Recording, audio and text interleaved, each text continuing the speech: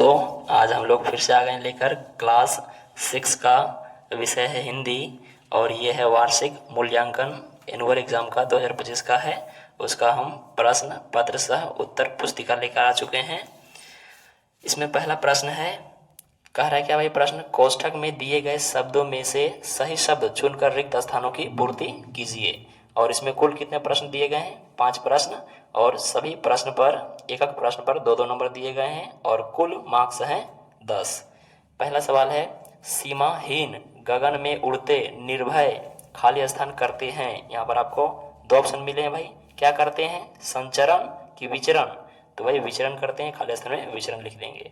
ख में देखिए, दूध एक खाली स्थान संज्ञा है। कौन सा संज्ञा भाई, द्रव्यवाचक संज्ञा है या भाववाचक? तो दूध एक द्रव्यवाचक संज्ञा है, खाली स्थान में द्रव्यवाचक लिख देना है। गौ नंबर में, गांधी जी का पत्र उनके बेटे खाली स्थान के नाम है। उनके बेटे किसका नाम है भाई, मनीलाल या देवदास? तो उनके बेटे देवदास के नाम हैं, तो देवदास लिख देना है खाली स्थान में।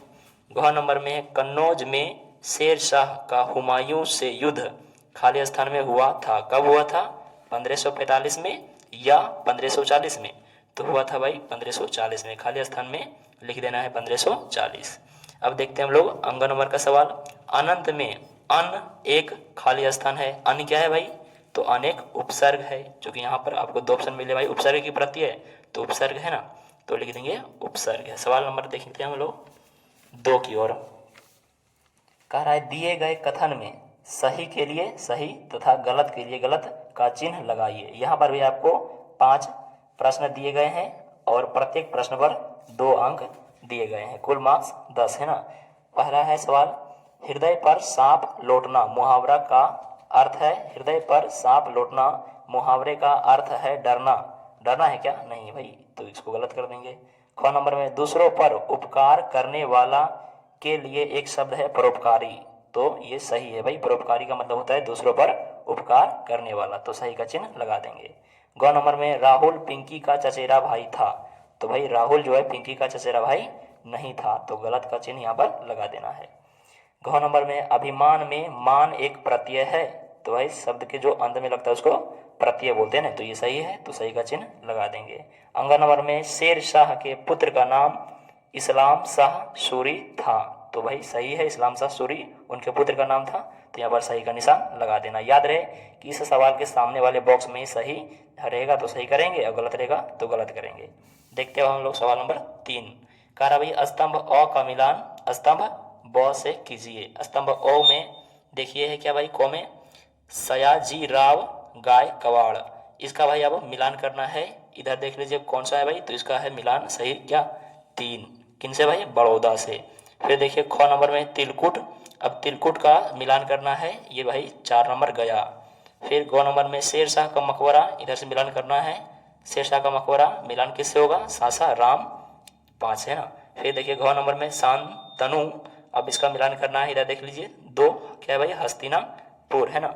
फिर घ नंबर में देख लीजिए ध्यान चंद का जन्म स्थान है, कहाँ है भाई, तो प्रयागराज, तो अंग का मिलान कर देना है 1 से। आप इस तरह भी लिख सकते हैं या फिर ऐसे आप भी मिलान कर सकते हैं क्या।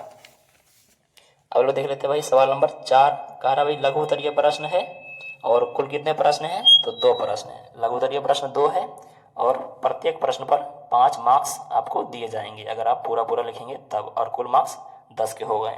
पहला सवाल है, जनवरी के मध्य में फसलों से जुड़े त्योहार आपके यहाँ किस नाम से और किस प्रकार मनाया जाता है। अगर आप जानते हैं तो अच्छे से इसको लिखिए, या फिर अथवा में दूसरा सवाल भी आपको दिया गया है। कह रहा है दूसरा सवाल में, स्वार्थी दानव ने बाग में कौन सा अद्भुत दृश्य देखा। ये दोनों में से आपको जो अच्छा लगे या पसंद आए उनका आपको आंसर देना है।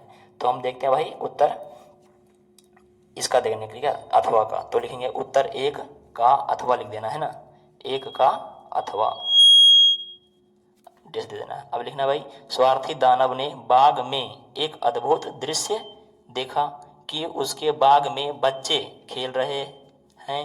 बच्चों के आने से बाग में बसंत ऋतु का आगमन हो गया था।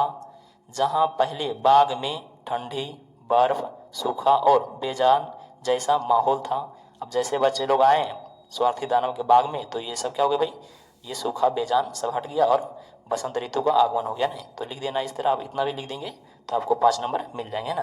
अब हम लोग देखते हैं सवाल नंबर 2 की ओर। 2 में है, बसंती हवा ने अपने आप को दूसरे मुसाफिरों से अलग क्यों बताया। अगर आप इसका आंसर जानते हैं तो ठीक है, या अथवा में आपको दूसरा सवाल दिया गया है, अपनी पसंद से रहीम का एक दोहा लिखकर उसका अर्थ भी बताइए।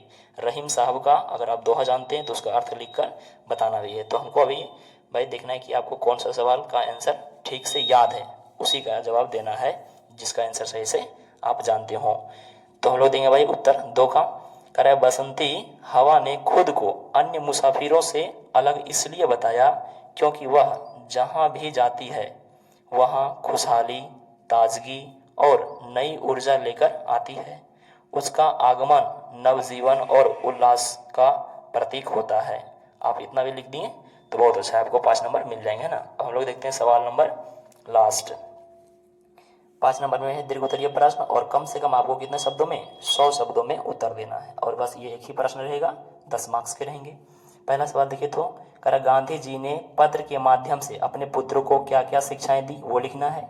या अगर आप नहीं जानते हैं तो दूसरा सवाल है आपके लिए, तुम कल्पना करो शीर्षक कविता के माध्यम से हमें क्या क्या करने की बात कही गई है। अगर आप इन दोनों में से जो आपको अच्छा से याद है आंसर वो लिखिए।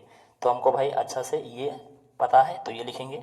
करें, गांधी जी ने अपने पुत्र को कई महत्वपूर्ण शिक्षाएं दी थी जिनमें प्रमुख हैं, कौन कौन है भाई, सत्य और अहिंसा का पालन करना, जीवन में हमेशा सत्य बोलना और अहिंसा का मार्ग अपनाने की शिक्षा दी। किसने दी भाई, गांधी जी ने ना। फिर दूसरा में देख लीजिए स्वावलंबन, जिसमें गांधी जी अपने पुत्र को आत्मनिर्भर बनने और कठिनाइयों का सामना करने के लिए तैयार रहने को कहा है। किसने कहा भाई, गांधी जी ने अपने पुत्र को ये शिक्षाएं दी है। किसके माध्यम से, तो एक पत्र के माध्यम से। अब देख लीजिए आगे, कह रहा है श्रम का महत्व, कह रहा है जिसमें गांधी जी श्रम को पूजा माना और परिश्रम मतलब मेहनत है ना, मेहनत करने की प्रेरणा दी है। सादा जीवन, गांधी जी ने सादगी, ईमानदारी और नैतिकता का पालन करने पर जोर दिए। कर्तव्य पालन, जिसमें कर्तव्यों का पालन निष्ठा एवं ईमानदारी से करनी चाहिए। ये सभी बातें जो हैं गांधी जी ने अपने पुत्र को किसके माध्यम से भाई, तो पत्र के माध्यम से ये सभी शिक्षाएं दी है। तो आपको इतना लिख देना है, आपको 10 मार्क्स मिल जाएंगे। तो ये था भाई कक्षा 10 का कौन सा विषय, हिंदी विषय था। आपको यहाँ पर कितने मार्क्स दिखे गए हैं, देखिए तो कुल मार्क्स हैं 50। इसमें आपको पहले अपना नाम लिखना है, वर्ग क्रमांक, विद्यालय का नाम लिखना है, आप जिस प्रखंड से पढ़ते हैं वो लिखना है, संकुल का नाम लिखना है, जिला लिखना है, और इसी तरह आपको पूरा अच्छे से लिखना है। अगर ये वीडियो अच्छी लगे तो लाइक कीजिए, शेयर कीजिए, और चैनल पे नए हैं तो सब्सक्राइब करना ज़रूर